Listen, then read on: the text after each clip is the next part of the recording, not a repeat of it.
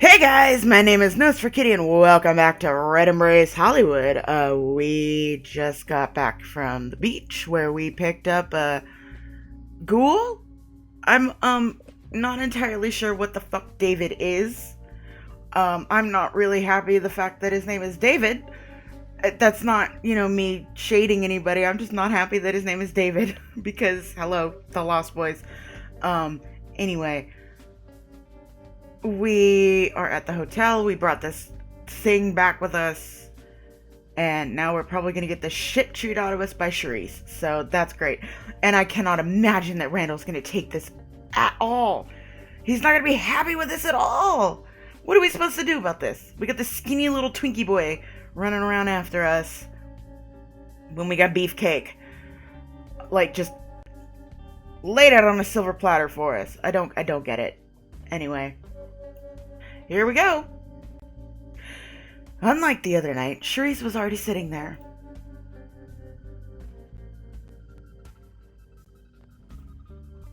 She was on the phone with someone, though, and she held up a finger to keep me quiet. Yes, I'll arrange it. No, it won't be here at the Hollywood Heights.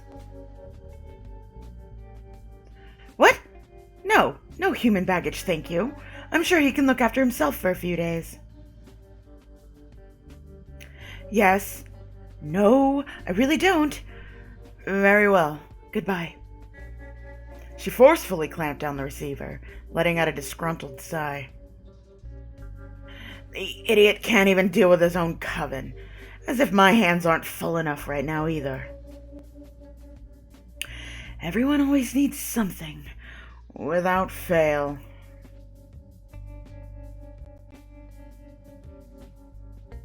Rising to her feet, Charisse strode over to me, clearing her throat deliberately. Well, since you're back, Callie, I'll assume you took care of the problem. Hopefully, no future mortals will... This face! This is a nightmare! She trailed off. Her eyes focused sharply on David, practically drilling holes into his skull. Oh boy.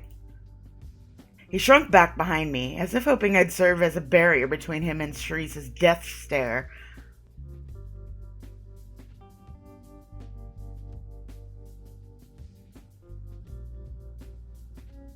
Charisse, meet David. David, meet Charisse. Hello. How charming. With a heavy, disgruntled sigh, Charisse shook her head, though she seemed more puzzled than annoyed. That's a rather bizarre coincidence. It would seem you found yourself a Strix. What the fuck is a Strix? She paused, peering at David over her glasses for a few moments before clarifying further. Strixes, the plural, are rare mortals with particularly appealing blood. Many of them can retain memories of being fed upon, unlike normal humans, and some of them may even remain conscious during it. But they also tend to have rather extreme reactions to being turned, so please deal with them carefully.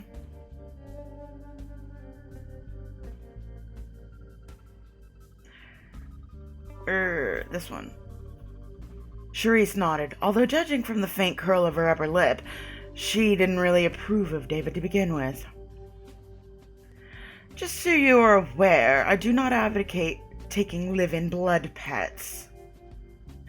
Unless they're proclaimed dead, or have no living relations or friends, they can often result in various issues sprouting up. But for the duration of your employment, I will permit it.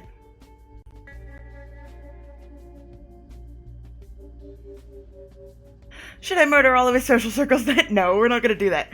David won't cause any problems. Right, David? Of course not. I should very much hope not. Just make sure you handle the logistics. She flicked a hand as if to dismiss the subject, finally shifting her needle-like stare away from David, who let out a quiet exhale of relief. He obviously had no idea what was going on, and I could feel him clutching the back of my jacket, looking for some kind of moral support. As I was saying, I assume you took care of the problem on the beach. It may have seemed like a trivial task, but in the encroaching digital age, hiding our presence from mortals is growing increasingly difficult. Someone is always watching.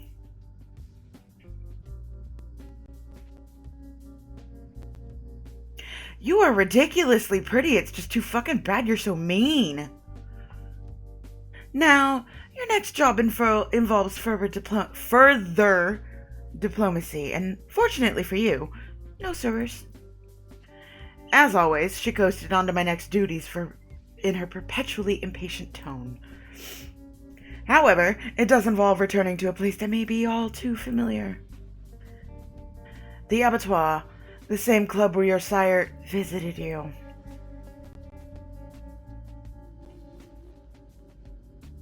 Alright, what do I have to do? Charisse raised an eyebrow at me. Was she expecting a stronger reaction? The abattoir sees many rich and powerful clientele, both human and vampire, each looking to fulfill their own depraved desires. I'm sure you know how clubs are. With inhibitions lowered and desires heightened, information is always bound to flow freely. Because the abattoir is neutral ground, just like Heath's bar, all manner of vampires are frequent visitors. Thus, it's very important to me that we learn about anything they might let slip. If you don't stop, I swear to God. I think my neighbors fucking hate me. Because every time I try to record, all of a sudden, it's like they have to move furniture. Every time.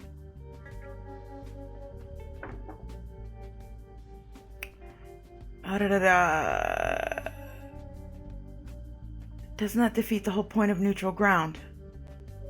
If all rules were perfectly obeyed in war, then there would inevitably be far more bloodshed and drawn-out conflict. Besides, in this case, neutral simply means an agreement not to fight openly. All I need you to do is convince one of the club's managers, Alicia, to deliver regular reports to us. I heard she was the partner, the blood pet of Amavar, so she's already aware of our political situation. I'm sure she and I can come to an agreement. Oh God, what if she's... Ooh, are you sending me there to find out that she's Randall's blood pet so that I can get all bitchy and jealous? Is that what's going on here?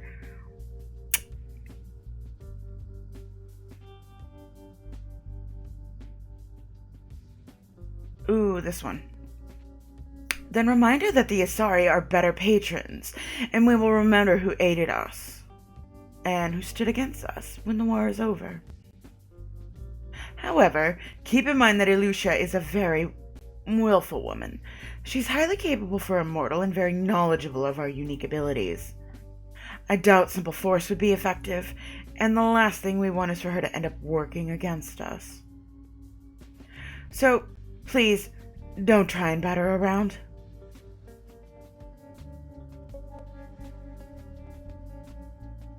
With a deep inhale, Charisse, I don't know why I went Charisse, anyway, drew herself up slightly, glancing towards the wall clock. It was a not-so-subtle hint that our meeting was about to end. I'd like you to deliver your report within the next few days, Callie. Until then... Her eyes briefly grazed over David, who I could feel trembling behind me. Do stay out of unnecessary trouble. Wait a minute, if I'm supposed to meet Randall, how the fuck am I supposed to deal with David? This is dumb. Leaving me with those pointed words, she made a swift exit. That's your boss, I guess. David finally managed to break his silence after Charisse left, shuffling out of my protective shadow. She's terrifying. Is it hard to work with her? You've got no idea. Really? Is she that bad? I hope she realizes she should treat you better. If she gets on your bad side, I know she'll regret it. He gazed at me rapturously. In his eyes, it seemed like I could do no wrong. So, what are you gonna do now? David's question made me stop and consider for a moment. Even though my task that night was over, there was still plenty of time until sunrise. Marcus's earlier advice resurfaced in my mind. Maybe now was a good time to start scoping out the other vampires in LA. Go explore. Without David. Okay. Before I could go out, I had to make sure David was safely deposited in the hotel. He was incredibly reluctant to leave my side, but once I promised I'd see him again before long, he finally agreed to stay in his room. Good, because I don't want to drag him around. I slipped out of the hotel and into the cool night air. There were a few places I could visit at night. I want to go to the beach house. I'm sorry, I could have gone to go see Marcus, but no, I want to go see Randall. I had my driver take me back to the beach, deciding to stop by Randall's place. We'll visit Marcus another time. I don't want to do that right now, though.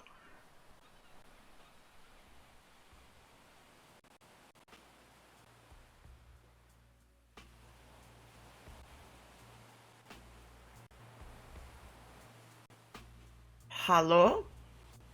Please don't do this. I haven't saved.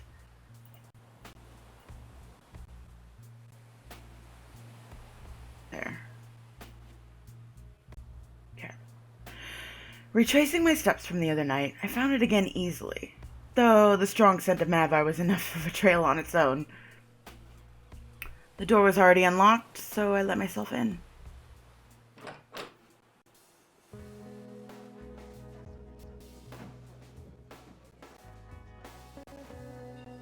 Inside, a diverse blend of vampires filled the open space, chatting and laughing over drinks.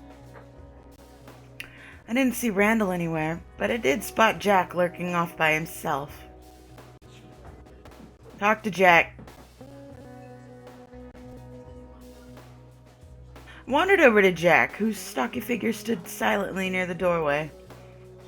His head was lowered, and I watched him idly fiddle with his jacket zipper for a solid minute before he finally noticed me. Oh, hey, Callie. He blinked a little, shrinking back a step out of reflex. I wanted to say sorry again for the garage. It's not really a big deal. Don't worry about it. Whew! Glad you're not pissed off or anything. I'm new as hell, and I don't really know what the fuck I'm doing, so just thought the best thing to do was, throw my weight around and act tough. He sank back a little more into his hoodie's shadow, clearing his throat. Hell, I'm probably the newest vampire in the coven besides you. Been under a year, I think. The guy who turned me was, my dealer, actually. Not one of Randall's clan, just a loner. Yeah, he had a real strong hatred for humanity, that guy. Sold drugs to try to get people to fuck themselves up. Not for the money. I only bought pot from him. I guess me not falling for his crack deals pissed him off. 'Cause one night, when he was real mad about something I said, he grabbed me and turned me right there. You're speaking about him in the past tense. Yeah, good catch. He got too ballsy one night and wandered pretty far into his sorry territory. And even though he wasn't with Randall, most people just figured he was. So a couple of patrolling Isari caught up with him. Thought he was a spy, and they took his heart out. At least, that's what I heard anyway. Sounds like he had it coming, to be honest. Well, I sure didn't shed any tears for him. It was gonna happen sooner or later. Jack shook his head, letting out a long, glum sigh. Anyway, I should get going. I'm heading out to get some info on an Isari base. So, watch your ass out there, and don't do anything Randall wouldn't do. New catchphrase. I just made that one up. Yeah, okay, bye. His jaw clenching in a blend of embarrassment and anxiety, Jack hurried outside, throwing a brief glance back at me. Mingo. Where the fuck is Randall? I am not happy right now. I began drifting between the clusters of Mavar, looking for a conversation to step into. Nobody seemed to know what to make of me, and most of the looks I got were confused, curious, or downright suspicious. For my first impression on them, I decided to act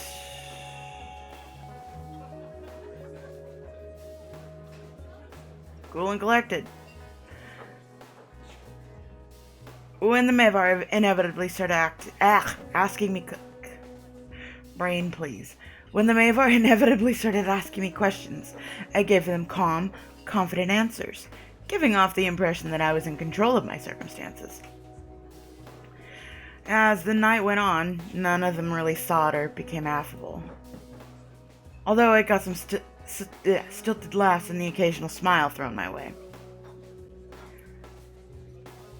By the time I'd spoken with most of the vampires who seemed willing to chat, I felt like I knew the clan a little better. They were about as diverse of a group as I had ever seen, and beyond their shared house, there was one thing that united them. Their respect for Randall. All of the Mavar obviously admired him, and I heard stories about how he'd helped so-and-so's brother, or inspired somebody to ditch their evil boss and become a free spirit. Some of their tales seemed too heroic and exaggerated to be true, but the Mavar obviously believed them. And it seemed like that belief gave them all confidence. Aw, really? Where the fuck is Randall? That's bullshit. Maybe I had to do that on purpose. Maybe I was supposed to go see Marcus or something. That's dumb. I'm so bummed. Slipping out of the beach house, I made my way back across the sand. Fine, we'll go see Marcus. I want to see the porn shop, so we'll go see Marcus. I'm so fucking mad. I wanted to see Randall. That's dumb. It seemed like a good time to pay Marcus a visit. He did say I could stop by whenever I wanted to, after all. The only problem was, I didn't know the way to his shop. So I ended up asking my driver for directions, which was only slightly mortifying. Do you know how to get to the damn sex shop where Marcus works? Like, I need a new toy, you know? Oh my.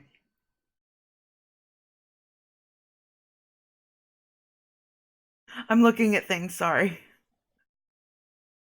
I'm glad that this is slightly blurred out. Because, oh boy. Okay. The shop I stepped into was the unholy union of a goth teenager's bedroom and Dracula's sex dungeon. My eyes were attacked with an obscene amount of red velvet, gaudy lighting, and faux Victorian furniture. But that wasn't the most striking part. That honor belonged to the whips, change, and shockingly large accessories on display. As for the floors, they were cluttered with shelves chock full of books, VCR tapes, and magazines. I couldn't even begin to count how many. It was like a pervert's library of Alexandria. Dude. Wandering into the shop's depths, I found my way over to the counter. I love Marcus's music. Marcus was casually leaning against it with one elbow, flipping through a magazine.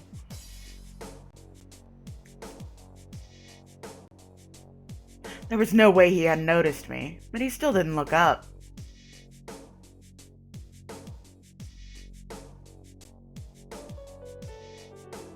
What are you reading? The TV guide. Oh, I gotta go back to that accent and I can't remember how. Colonel Sanders. The TV guide. I often prefer the guide over the real programs. Ah! That's a Lost Boys reference! Fuck yeah! Hell yeah! Points for that! I often prefer the TV guide or the guide over the real programs. You read the TV guide? Why, you don't even need a TV. Marcus finally lifted his head, giving me a curious look that soon morphed into a smile.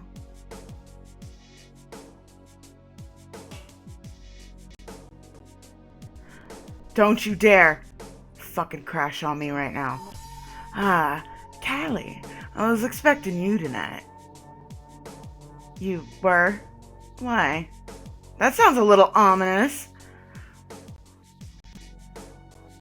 I do try. He rubbed his thumb along the magazine's cover, chuckling to himself. Please stop trying to fucking die, you stupid thing. Okay, we're gonna save this and then stop here because it's trying to like kill itself and I don't want that. So, thank you guys so much for watching. Please leave a like if you enjoyed. If you have any questions, comments, feedback, or any game suggestions, please feel free to leave them down in the comment section below and I will see what I can do about playing games because clearly my computer is kind of a piece of crap. There's another part to this outro and I'm completely forgetting. Please feel free to subscribe if you're not already because I'd love to have you around and I will see you all in the next episode. Bye bye.